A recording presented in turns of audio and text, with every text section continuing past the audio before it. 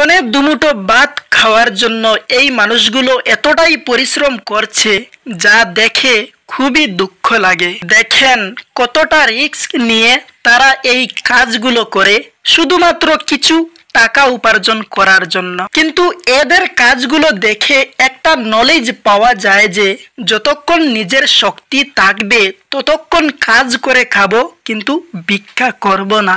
বাইরে মানুষ যে কতটা নিষ্ঠুর হতে পারে আজ এই ভিডিওটি দেখে আমি বুঝতে পারলাম। কিভাবে এই প্রাণীগুলোকে এত কাদার মধ্যে রাখলো রে ভাই। এই প্রাণীগুলোরও জীবন আছে, তাদেরও রাতে ঘুম আসে।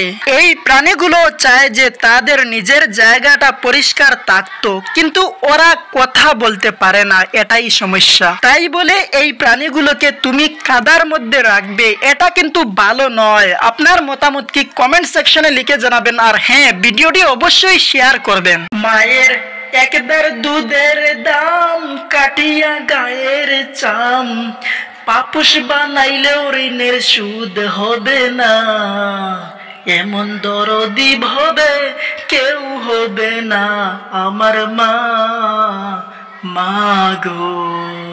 এই পাখির বাচ্চাগুলোকে অনেকটা পিঁপড়ে এসে আক্রমণ করেছে, তখন মা এসে এই পিঁপড়েগুলোকে সরিয়ে এই বাচ্চাগুলোকে সেফটি করেছে। তাই এই ভিডিওটি থেকে একটাই নলেজ পাই যে পৃথিবীতে যত বড়ই বিপদ আসুক না কেন প্রথমে মাকেই পাশে পাবে। তাই মাকে ভালোবাসুন ভাই। আপনার মতামত কি কমেন্ট সেকশনে লিখে জানাবেন, আর হ্যাঁ ভিডিওটি অবশ্যই শেয়ার করুন।